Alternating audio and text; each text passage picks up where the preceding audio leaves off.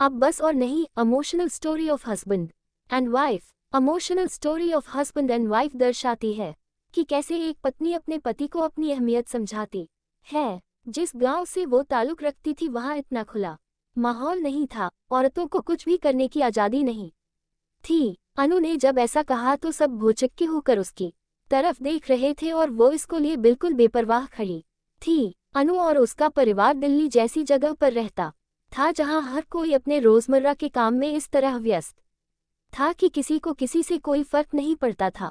अनु जब गांव से शहर आकर बसी थी तो उसे वहां का कल्चर बहुत अजीब लगता था, जिसमें ढलने के लिए उसे बहुत टाइम लग गया। उसने औरतों को कभी इस तरीके से खुला अपने विचारों को व्यक्त करते हुए नहीं देखा था, पर उसे ये सब अच्छा लगा। जिस गांव से वो ताल्लुक रखती थी वहां इतना खुला माहौल नहीं था, औरतों को कुछ भी करने की आज़ादी नहीं थी। वो जॉब करना चाहती थी लेकिन उसे नहीं करने दी गई।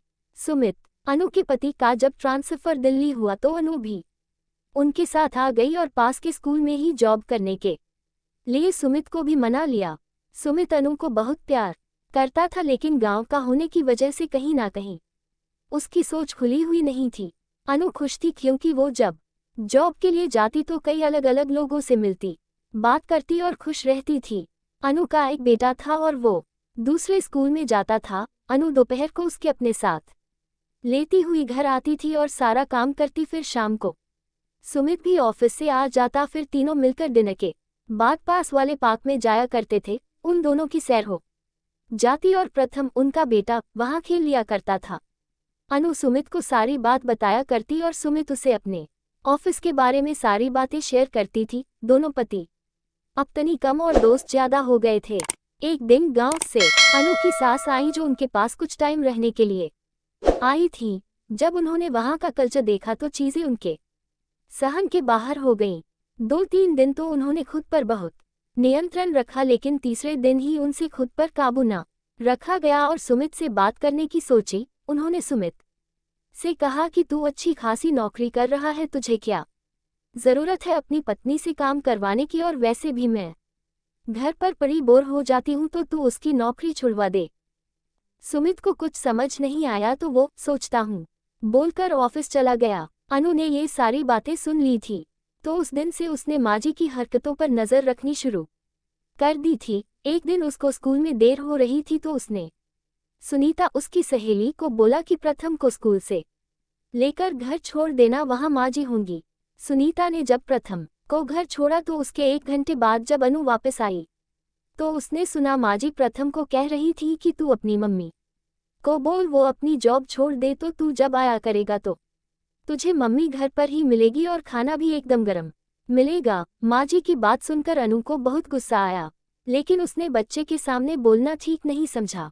अगले दिन रात को जब खाना खाकर सुमित और अनु सैर के लिए जाने लगे तो मांजी ने पेट में दर्द को लेकर सारा घर सर पर उठा लिया और उनका जाना कैंसिल हो गया। 2-3 दिन तक रोज ऐसा होता रहा तो उनकी सैर पर जाने की आदत छूट गई। अब सुमित भी अनु से कटा कटा रहने लगा, क्योंकि माजी की सेवा करके जब वो कमरे में आती तो सुमित सो चूका होता और उनकी आपस में कोई बात नहीं हो पाती थी, न ही आपस में समय बिता पा रहे थे। आए प्रथम के बर्थडे वाले दिन केक काटने के बाद सुमित ने कहा कि चलो आज बाहर खाना खाने चलते हैं, तो माजी ने फिर से पेट दर्द का बहाना किया और बोली, तू लल्ला को घुमा ला, इसका जन्मदिन है, बहू मेरे साथ रुक जाएगी, हम खिचड़ी खा लेंगे।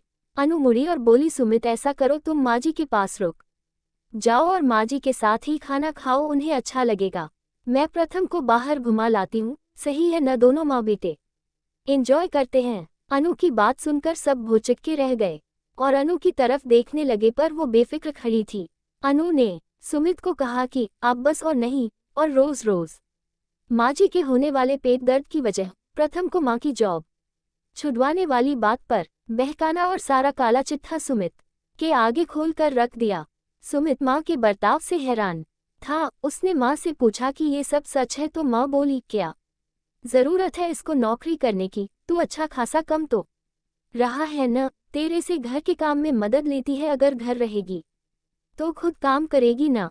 सुमित ने जवाब दिया कि बस करो माँ, ये मेरी मर्जी से नौकरी करती है और इसकी तनख्वाह से हमारे घर में मदद होती है तो अगर मैं इसकी मदद करूं तो उसमें क्या हर्ज है। दूसरी बात, अगर आप घर पर बोर हो जाती हो तो सत्संग में जाओ, प्रथम का ख्याल रखो लेकिन उसे गलत बातें मत सिखाओ। माँ को अब समझ आ चुका था कि चुप रहने में ही भलाई है। अनु सुमित को चुपचाप देख रही थी और मन ही मन उसका धन्यवाद कर रही थी। कैसी लगी आपको emotional story of husband and wife?